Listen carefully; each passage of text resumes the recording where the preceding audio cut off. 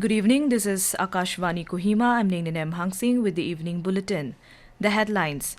Prime Minister Narendra Modi says development of railways crucial in achieving goal of developed India. President Droupadi Murmu says government is working for upliftment of all sections of society including scheduled tribes. At least 4 cases of human metapneumovirus detected in India. And Nagaland to compete in 69th Senior National Volleyball Championship starting tomorrow. Prime Minister Narendra Modi today said the country is engaged in achieving the goal of a developed India, and for this, the development of Indian railways plays a crucial role. Mr. Modi said this after inaugurating and laying the foundation stone of various railway projects via video conferencing. He said the last decade has been the decade of visible transformation of the Indian railway and it has changed the image of the country. Bharat में railway के विकास को हम 4 parameters पर आगे बढ़ा रहे हैं। पहले रेलवे का इंफ्रास्ट्रक्चर का मॉडर्नाइजेशन, दूसरा रेलवे के यात्रियों को आधुनिक सुविधा, तीसरा रेलवे की देश के कोने-कोने में कनेक्टिविटी, चौथा रेलवे से रोजगार का निर्माण, उद्योगों को support. In a key move to further boost connectivity in the region, the Prime Minister inaugurated the new Jammu Railway Division. He said the launch of rail infrastructure projects in Jammu Kashmir, Telangana and Odisha will promote tourism and add to socio-economic development in these regions. Prime Minister Modi also inaugurated the Charlapalli new terminal station in Telangana and laid the foundation stone of Rayagada Railway Division building of East Coast Railways. President Droupadi Murmu today stated that government is working for the upliftment of all sections of society including scheduled tribes. Addressing women representatives belonging to scheduled tribes from the Panchayati Raj institutions of different states at Rashtrapati Bhavan, she said women empowerment is the backbone of Indian democracy. President Murmu said that Constitution has provided equal rights to women. Amid rising concerns over an outbreak of human metapneumovirus HMPV in China, at least 4 cases of HMPV have been detected in India. While 2 cases have been detected in Karnataka, one was reported from Gujarat and the other from Kolkata. In Karnataka, the Indian Council of Medical Research ICMR detected the 2 cases in a 3-month-old female infant and an 8-month-old male infant.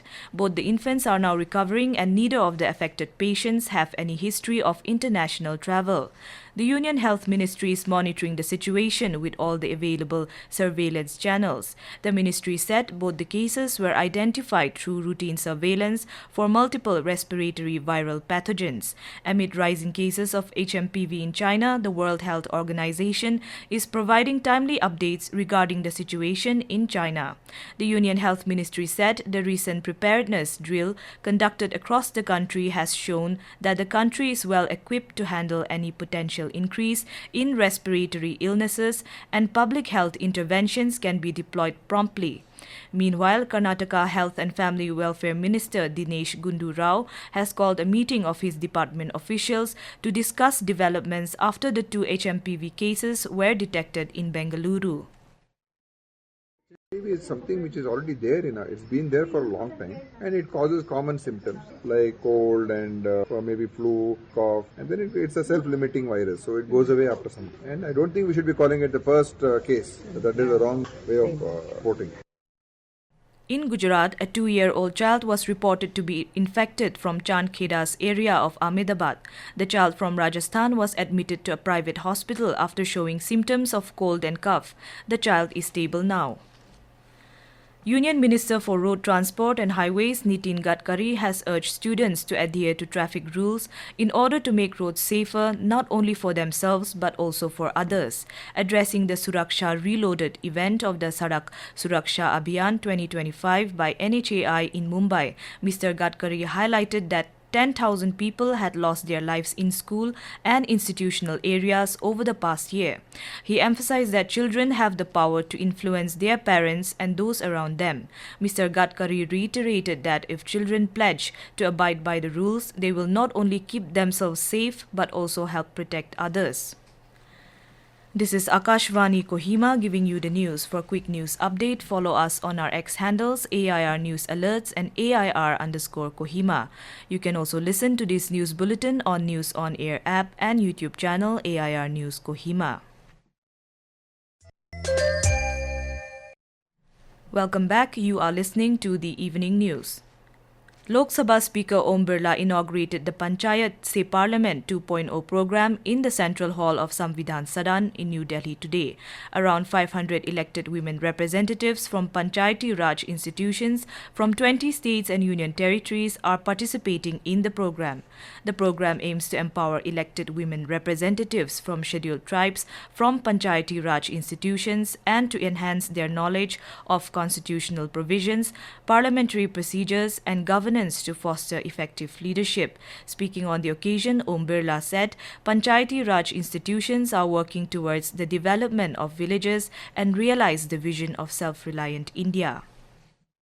हर क्षेत्र के अंदर इस देश की महिलाओं ने इस देश के विकास में बहुत बड़ा योगदान दिया है और आज मुझे खुशी है कि जनजाति क्षेत्र से हमारी लोकतंत्र की सबसे महत्वपूर्ण संस्था पंचायत राज के अंदर आपके नेतृत्व से उन जनजाति क्षेत्र के अंदर सामाजिक आर्थिक विकास, महिलाओं को स्वावलंबन बनाना, ग्रामीण कुटीर उद्योग को बढ़ाना, उस सब में भी आपका बहुत बड़ा योगदान है.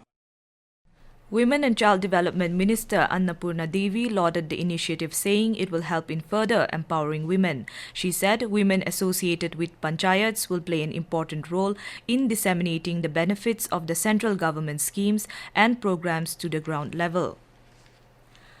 The Mitalepe village welcome gate was inaugurated today. Inaugurating the gate, Chief Conservator of Forests and Project Director, Forest and Biodiversity Management in the Himalayas, Supong Nukshi, lauded the efforts of the Village Council, Community Conservation Area Committee and the village community for the success of erecting the gate, which has been constructed 61 years since establishment of the village.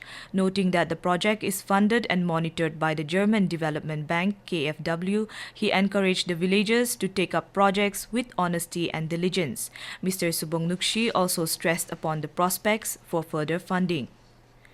Nagaland is all set to participate at the 69th Senior National Volleyball Championship 2025. The Nagaland State Men's Volleyball team comprises 14 players, 2 coaches and 2 team managers. The championship is commencing tomorrow at Jaipur in Rajasthan and will conclude on January 13.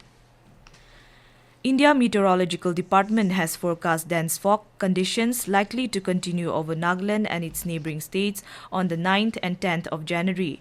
It also predicted light to moderate rainfall at many places, accompanied with thunderstorm activity at isolated places over the northeastern states during the next 2 days.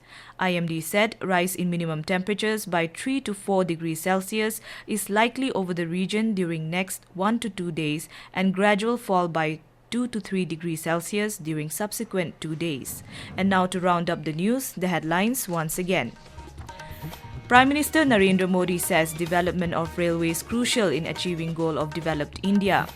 President Droupadi Murmu says government is working for upliftment of all sections of society, including scheduled tribes.